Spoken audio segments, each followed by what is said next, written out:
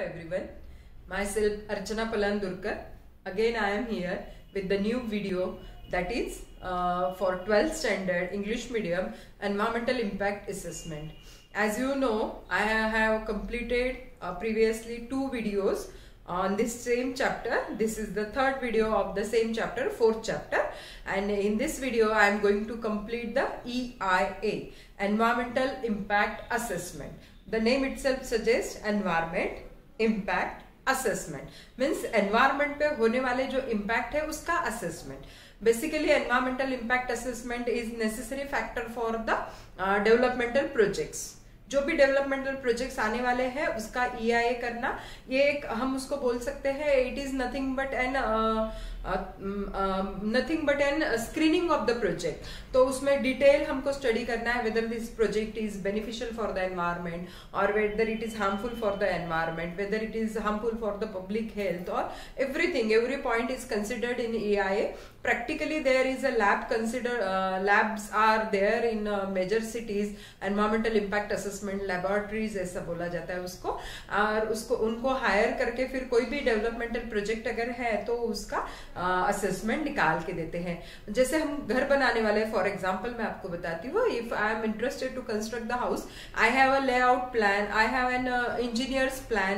तो मेरा एक स्ट्रक्चर होता है जिसमें मुझे पता है कि 3 BHK निकलने वाला है, 2 BHK निकलने वाला है, कंस्ट्रक्शन के वक्त कितना टाइम लगने वाला है, time management, after that the resource management, कितने ईंटें लगेगी, कितना सीमेंट लगेगा. तो ये मैंने आपको जनरल छोटे से घर का एग्जांपल दिया है. Same thing implement with the EIA.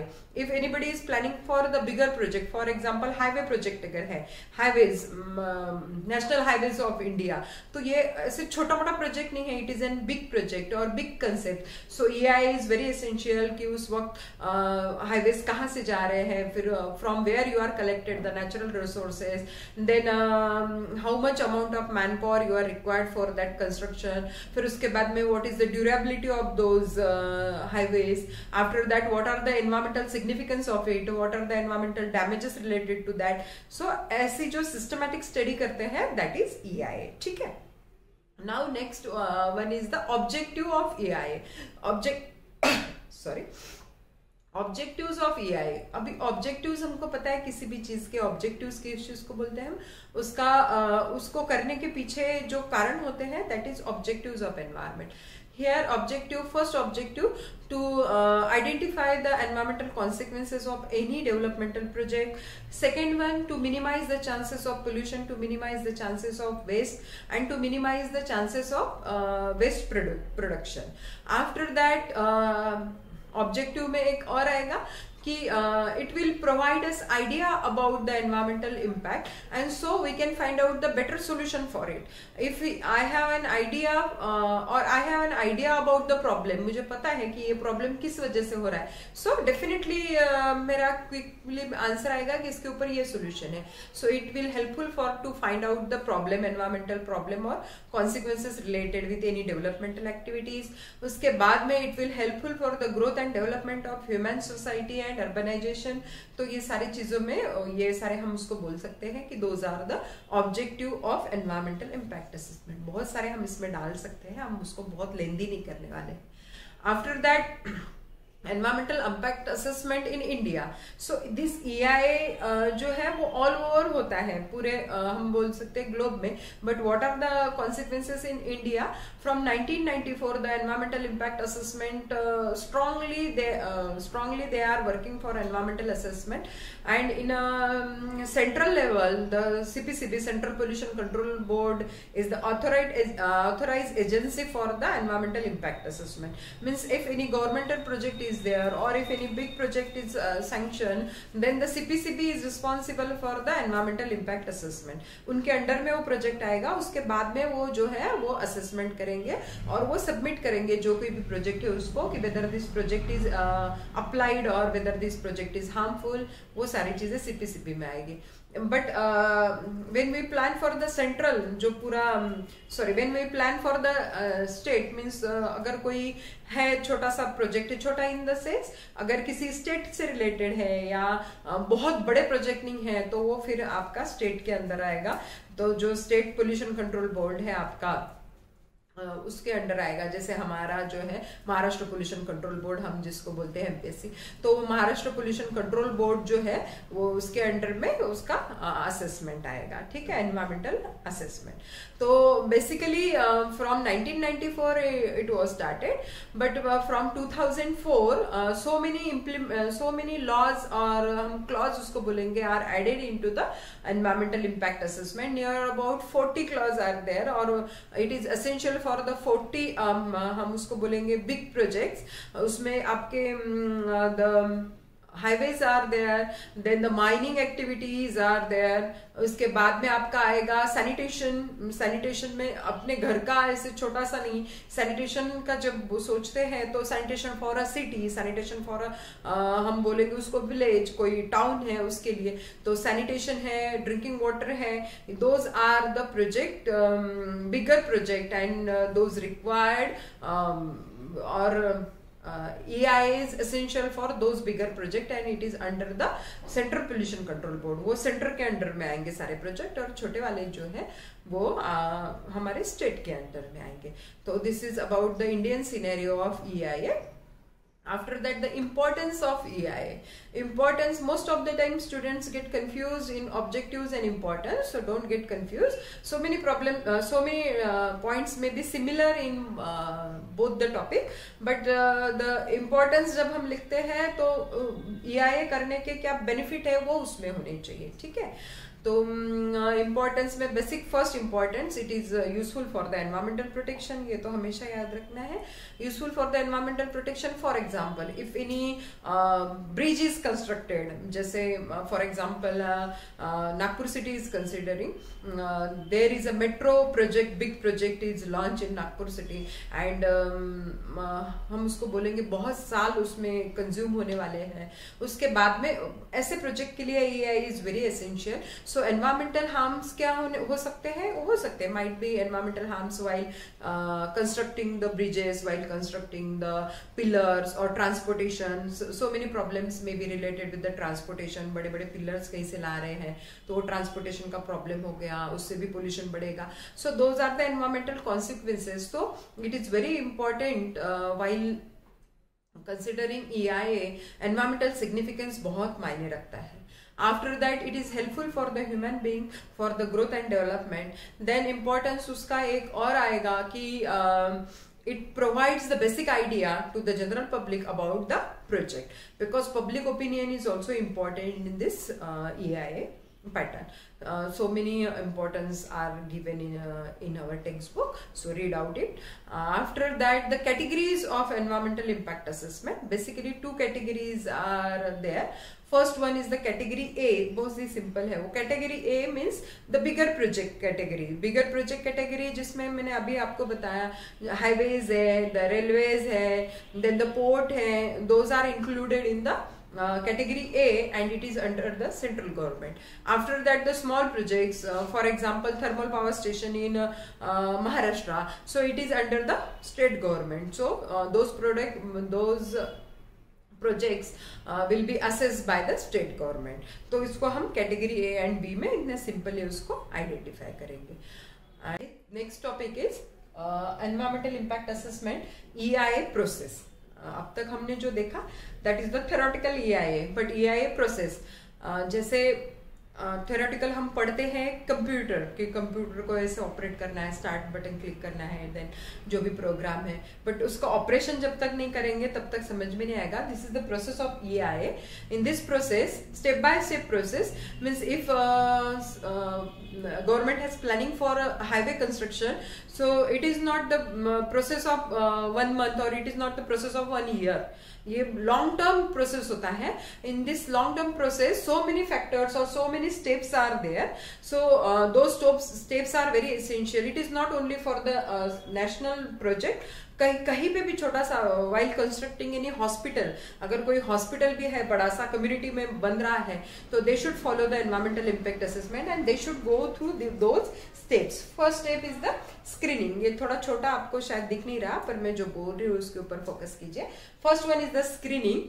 Screening means screening of the project, means which kind of project you are constructing, which kind of natural resources required for that project, then human activities, after that the impact on human being, impact on water bodies, air, all those are the screening.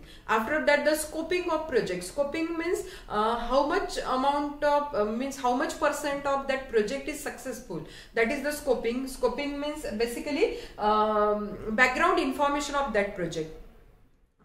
किस तरह का background information, एक rough estimate about the labour कितना लगेगा, then resources कितने लगेंगे, फिर दिन कितने लगेंगे, उसमें टाइम कंजम्पशन से लेके सारी चीजें, तो वो आता है आपका स्कोपिंग में. After that the establishing the environmental baseline. Baseline मतलब यहाँ पे आपको एक कंफर्म बेसलाइन तैयार करना है.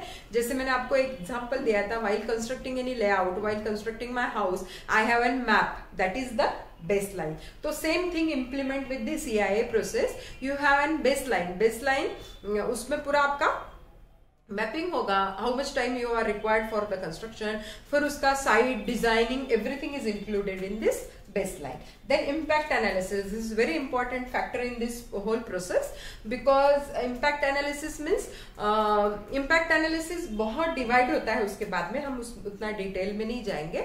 impact analysis means while constructing my house, for example, मैं अपने घर का एग्जाम्पल इसलिए दे रही हूँ कि ये आपको कोरिलेट करेगा सारी चीजों के साथ में. But while constructing my house, ये सारी प्रोसेस हमको करने की जरूरत नहीं होती है, उसका अलग अलग प्रोफार्मा होता है.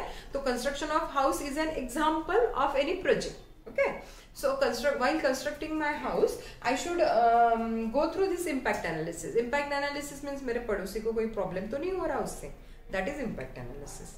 इम्पैक्ट एनालिसिस मीन्स अगर सीमेंट की बोरियां आएंगी तो उससे ज्यादा धूल निकलने से कुछ कफ या रेस्पिरेटरी प्रॉब्लम तो नहीं होंगे, दैट इज इम्पैक्ट एनालिसिस. और इम्पैक्ट एनालिसिस में कितना पानी में वेस्ट करने वाली हो, कितना यूज करने वाली हो, कितना एयर पोल्यूशन होने वाला, everything is calculated in this impact analysis. So it is further divided into environmental impact analysis, human impact analysis, and बहुत सारी चीजें होती है उसमें. Even somebody मेरे घर के बाजू में अगर कोई है जो बहुत बीमार है, तो मेरे घर कंस्ट्रक्शन की आवाज से या नॉइस पोल्यूशन से उनको कोई इफेक्ट तो नहीं होगा, या उनको जो डस्ट आ रही है उससे कोई इफेक्ट तो नहीं होगा. Everything is calculated in this impact analysis. So correlate this example with the bigger project. जो भी प्रोजेक्ट आप स्टडी कर रहे हो उसके साथ कोरिलेट कीजिए. ये तो छोटा सा एग्जांपल है. आप correlate this thing with the mining, correlate this thing with the highways construction, correlate this with the thermal power station construction. तो आप सोचिए कि कितना उसका environmental impact assessment होता है या impact analysis कितना ज्यादा होगा. After that, consideration of alternative means if my project fail, for example, do not think about the direct failure. If something went wrong in my project, I should have an alternative choice. If impact analysis increases in any manner, so I should have an alternative, I should have a second way. So that is the consideration of alternative. After that, preparation of EIS means environmental impact statement. ये environmental impact statement is also an very important factor. यहाँ पे आपका baseline हो गया. अभी ये आपका statement जो है that is confirmation of that project, that is baseline. Preparation of EIS. After that, public consultation. Public consultation means related with any project. If public is going through some trouble, if public is suffering from any problem, that is the public consultation, and it is important factor because every developmental project should follow this EIA. और वो सर्वे करते हैं. According to that survey, अगर किसी को problem हो रहा है, नॉइस पोल्यूशन हो रहा है, एयर पोल्यूशन हो रहा है, तो एक पब्लिक कंसल्टेशन रहता है उस एरिया के लोगों का. After that, decision making, that is the final step. Decision making means हो गया, final हो गया, we should go through this project, that is decision making. And the last but not the least, that is post monitoring. Post monitoring भी उतना ही important है. एक बार ये project हो गया, और ब्रिज है कोई, वो बन गया. After that, post monitoring. Post monitoring means look at that project, and consequences related with that project. कहीं पे किसी को प्रॉब्लम तो नहीं आ रहा उसकी वजह से, क्या वो सक्सेसफुल है या उसमें कुछ प्रॉब्लम है, एनवायरमेंटल डैमेजेस हो रहे हैं। फॉर एग्जाम्पल माइनिंग का हम लेंगे, the project is sanction for the mining, construction हो गया, सारे हो गया, बट पोस्ट मॉनिटरिंग में क्या करेंगे, we are monitoring that mining और माइंस जो है coal mine, for example coal mine, so that environmental impact assessment team should follow that mine for a certain time of duration.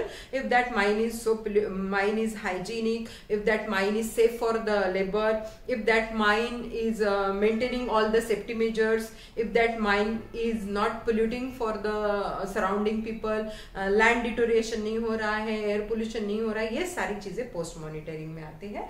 तो those are the EIA process, environmental impact assessment process.